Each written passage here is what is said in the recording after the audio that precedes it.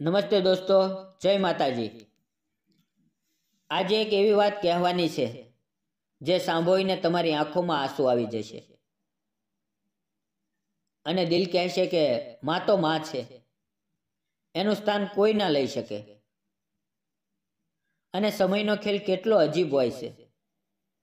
મારું નામ સિયા છે। આજે જ્યારે હું જરૂરી કામથી કેબ બુક કરાવીને અડધા રસ્તે પહોંચી હતી, ત્યાં અચાનક મારી નજર કોઈ પર પડી, બિલકુલ મારી પરી જેવી, મારી પીહુ જેવી।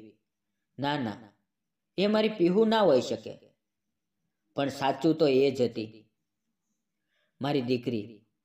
એને જોઈને મારું દિલ ભરાઈ આવ્યું। એ ખૂબ દુબળી થવા ગઈ હતી, કપડાં જૂના અને મેલા, એની સાથે એક નાનકડું બાળક પણ હતું। મારાથી રહેવાયું નહીં। હું કેબમાંથી ઉતરી ગઈ, ધીમે ધીમે એની પાસે ગઈ અને અવાજ દીધો, પરી। એ એકદમ ચોંકીને પાછળ વળી અને મને જોઈને ઝડપથી મારી સાથે ચોંટી ગઈ, ફૂટ ફૂટ કરીને રડવા લાગી। એની સાથે એ નાનું બાળક પણ રડી રહ્યું હતું। હું કંઈક અલગ જ અનુભવ કરી રહી હતી। પછી એ સંભાળી, આંસુ લૂછ્યા, મારી તરફ જોઈને હસી અને બોલી, માં, અમે અહીંયા હોસ્પિટલમાં છીએ, પપ્પા ઉપર છે, મારે મોડું થાય છે, હું જાઉં છું, શક્ય હોય તો સાંજે આવજો। આ નાનું બાળક મારો ભાઈ છે। એટલું કહીને ઝડપથી ચાલી ગઈ। પીહુને મળીને હું ભૂલી ગઈ કે મારે કબીરને મળવાનું હતું, મારે સેમિનારમાં પણ પહોંચવાનું હતું। હું ત્યાં જ રોડની બાજુમાં બેન્ચ પર બેસી ગઈ અને વિચારવા લાગી, ક્યાં એ મારી ગોરી ચિટ્ટી મારાથી નારાજ રહેતી ખૂબસૂરત પરી, અને ક્યાં આજે દુઃખ અને વેદનાનો બોજ ઢોતી બાળપણમાં જ મોટી થઈ ગયેલી પીહુ। અને અચાનક મારી આંખો સામે વિરાજનો ચહેરો ઘૂમી ગયો।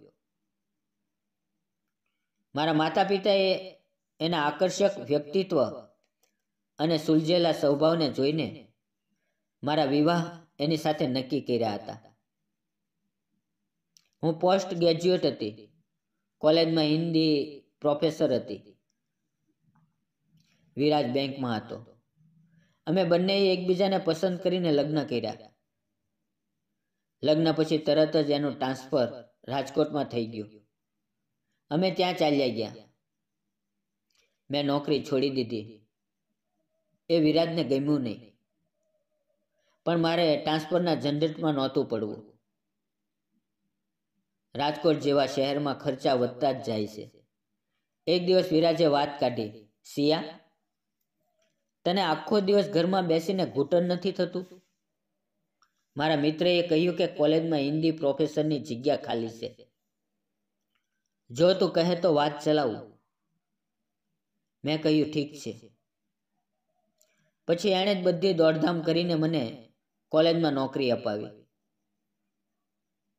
દિવસો પસાર થતા ગયા।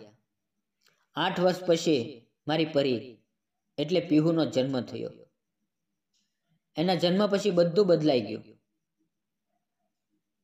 વિરાજને દીકરી સાથે ખૂબ લગાવ હતો, જ્યાં સુધી એ 4 વર્ષની ના થઈ ત્યાં સુધી મારી સાસુમાં અમારી સાથે રહ્યા। એકલી વિધવા સાસુમાં અમારો ખૂબ સહારો હતા। મારી અને વિરાજની કમાણીથી ઘરની ગાડી સારી રીતે ચાલતી હતી। મેં પીએચડી માટે રજીસ્ટ્રેશન કરાવી લીધું। કોલેજમાં પ્રિન્સિપાલની જગ્યા ખાલી થનારી હતી। મારી પીએચડી પૂરી થવામાં 9 મહિના બાકી હતા, એટલે જૂના પ્રિન્સિપાલે મારી ભલામણ પણ કરી દીધી। હું પૂરી મહેનતથી પીએચડી પૂરી કરવામાં લાગી ગઈ, પણ અચાનક મારી સાસુમાનું અવસાન થઈ ગયું।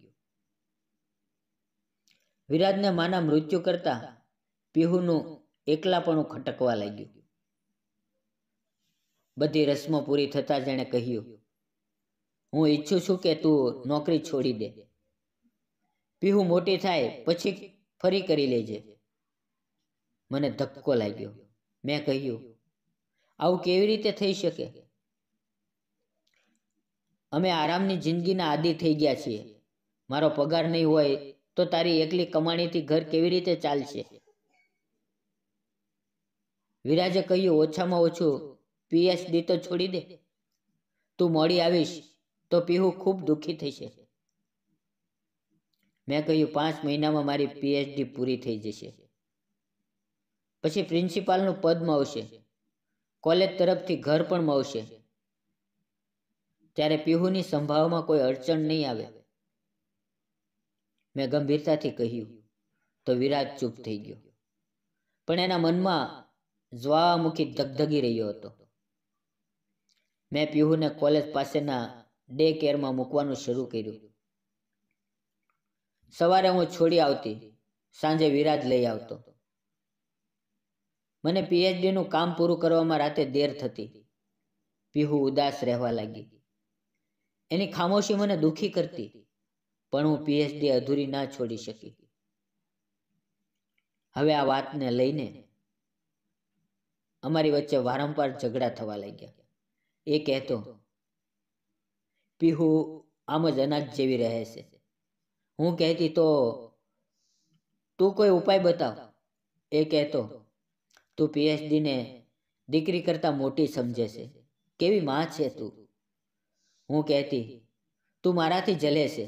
તારો અહમ સ્વીકાર નથી કરી શકતો કે હું તારા કરતાં ઊંચા પદ પર પહોંચું. પીહુ અમારી વચ્ચે આવીને કહેતી, મેં તો ક્યારેય કોઈ ફરિયાદ કરી નથી. તમે લોકો મારા માટે કેમ લડો છો? ધીમે ધીમે પીહુ ચીડિયા થઈ ગઈ. વાત વાતમાં જીદ કરવા લાગી. ઘરનું વાતાવરણ મને ઘૂંટણ લાગવા લાગ્યું. એક દિવસ મેં રજા લીધી. ઘરે પીહુની પસંદનો સૂજીનો હલવો અને આલુની પૂરી બનાવી. સ્કૂલમાંથી હું ખૂબ પ્યારથી એને ઘરે લઈ ગઈ. એણે જમવાનું બધું ખોલીને જોયું, પછી ચૂપચાપ ઢાંકી દીધું. મેં કહ્યું, ચાલ પીહુ, આજે હું તને મારા હાથે ખવડાવું છું. એણે કહ્યું, આજે મારા પર આટલી બધી હમદર્દી કેમ? એના આ શબ્દોએ મારા દિલને વીંધી નાખ્યું. એણે કહ્યું, જો તમે રોજ આમ ખવડાવશો તો હું આજે ખાઈશ. હું ચૂપ થઈ ગઈ. શું જવાબ આપું? એણે કહ્યું, બોલો. રોજ ઘરે રહી શકશો? મેં કહ્યું, તો મારે નોકરી છોડવી પડશે. અને નોકરી છોડીશ તો આજે જે આરામ છે એ નહીં મળે. ટીવી, રમકડા, સારી સ્કૂલ. એણે કહ્યું, પણ પપ્પા તો કહે છે કે નોકરી કરવાની જરૂર નથી. એની આંખોમાંથી આંસુ વહેવા લાગ્યા. રાતે મેં વિરાજને આ વાત કરી. એ ગુસ્સામાં સીચ પાડી ઉઠ્યો. કેવી માં છે તું? પોતાની દીકરીને હોસ્ટેલ મૂકવા તૈયાર છે? મેં કહ્યું, 1 વર્ષમાં કામ પૂરું થઈ જશે, પછી કેમ્પસમાં જ ઘર મળશે. એણે કહ્યું, હું તને નોકરી કરતા નથી રોકતો. બસ ઘર અને દીકરીનું ધ્યાન રાખ. PhDની જરૂર નથી, તારી તનખ્વાહ પૂરતી છે. વાત વધતી ગઈ, ઝઘડો વધ્યો અને પીહુ દોડતી આવીને સીચ પાડી. બસ કરો આ ઝઘડો. મારે આ ઘરમાં નથી રહેવું. હું બુવા પાસે અમદાવાદ જતી રહીશ. મારું કાવજું ફાટી ગયું. હું પોતાના રૂમમાં ચાલી ગઈ અને વિચારવા લાગી, શું પોતાની ઓળખ બનાવવી ગુનો છે? શું મારાથી ભૂલ થઈ ગઈ? પતિનો અહમ મારી પ્રગતિ સ્વીકાર નથી કરી શકતો. સવારે ઉઠી તો ઘરમાં અજીબ શાંતિ હતી. મેં પીહુને અવાજ દીધો. કોઈ જવાબ ન આવ્યો. ટેબલ પર એક ચિઠ્ઠી હતી. હું પીહુને લઈને અમદાવાદ જઈ રહ્યો છું. એની મરજીથી જ આ બધું થયું છે. ક્યારેક અમારા માટે સમય કાઢી શકો તો અમદાવાદ આવજે. વિરાજ. મને વિચારવાનો પણ મોકો ના મળ્યો. દિવસો પસાર થયા. મેં PhD પૂરી કરી અને અમદાવાદ ચાલી ગઈ. 14 મહિનામાં એણે મારી કોઈ ખબર ના લીધી. મેં પણ ના લીધી. પણ મને લાગ્યું કે એમણે મારી મજબૂરી સમજી લીધી હશે. અમદાવાદ પહોંચી હું નણંદના ઘરે ગઈ. વિરાજે વ્યંગથી કહ્યું, મેડમ સાહેબને ફુરસદમાં હોઈ ગઈ. નણંદે કહ્યું, જે પરિવારથી 14 મહિના પહેલા સંબંધ તોડી દીધો ત્યાં હવે શું લેવા આવી? મેં કહ્યું, દીદી, હું લડવા નથી આવી. પરી કાયદાકીય રીતે આજે પણ મારી દીકરી છે. હું એને લેવા આવી છું. પછી પીહુ બહાર આવી. મેં વિચાર્યું હતું કે એ મારી સાથે ચોંટશે, રડશે, પણ એની બેરુખીએ મને તોડી નાખી. એણે કહ્યું, માં, અહીંયા શું લેવા આવ્યા છો? મેં કહ્યું, મારી PhD પૂરી થઈ ગઈ. આવતા મહિને પ્રિન્સિપાલનું પદ મળશે. કેમ્પસમાં ઘર મળશે. હવે આપણે સાથે રહીશું. એણે કહ્યું, પપ્પા અમારી સાથે નહીં આવે અને હું એમના વગર નહીં રહી શકું. તમે અમારી સાથે અહીંયા રહી શકો છો. હું કંઈ બોલી ન શકી. મારી ઓળખ, મારી નોકરી મને રોકી રહી હતી. મેં કહ્યું, હું ટ્રાન્સફરની કોશિશ કરીશ. પણ એમણે મોકો જ ના આપ્યો. પાછા રાજકોટ આવી ટ્રાન્સફરની અરજી કરી, પણ થઈ નહીં. 1 મહિના પછી ફરી અમદાવાદ ગઈ.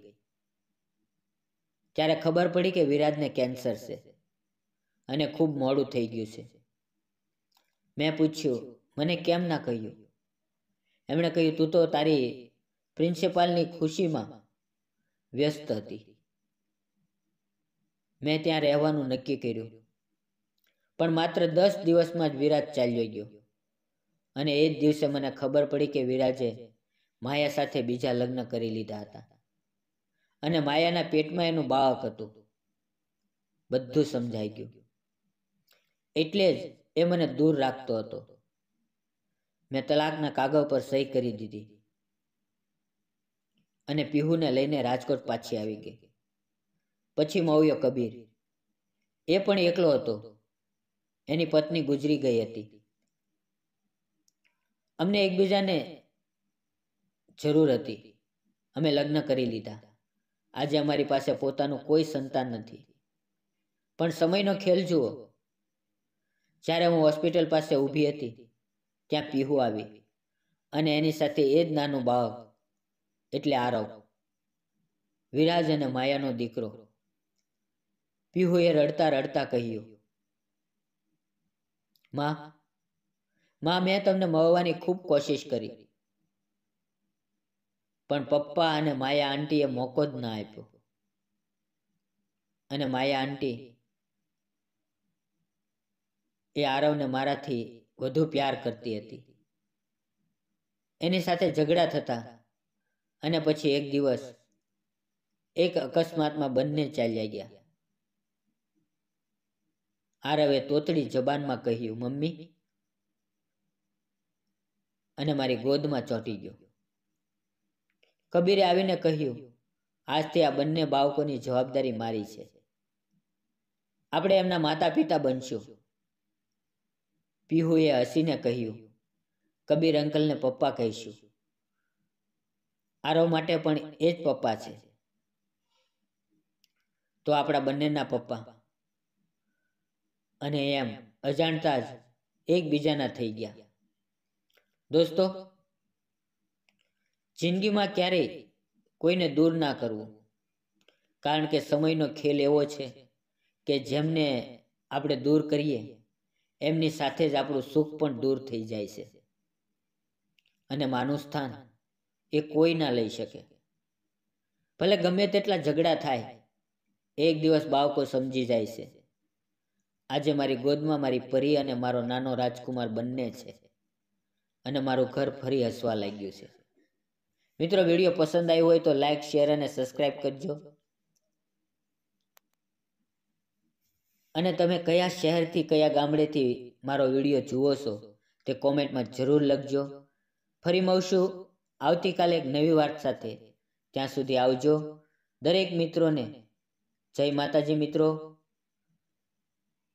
મિત્રો, જતા પહેલા વિડીયોમાં આવેલા નામ, પાત્ર અને ઘટના ફક્ત કાલ્પનિક છે. તેનો કોઈ પણ વ્યક્તિ, જાતિ કે ધર્મ સાથે સંબંધ નથી. આ વિડીયો ફક્ત મનોરંજન અને શૈક્ષણિક ઉદ્દેશથી બનાવવામાં આવ્યો હતો. તેને અન્યથા ન જોશો. વિડીયો પૂરો જોવા બદલ ફરીથી ધન્યવાદ મિત્રો.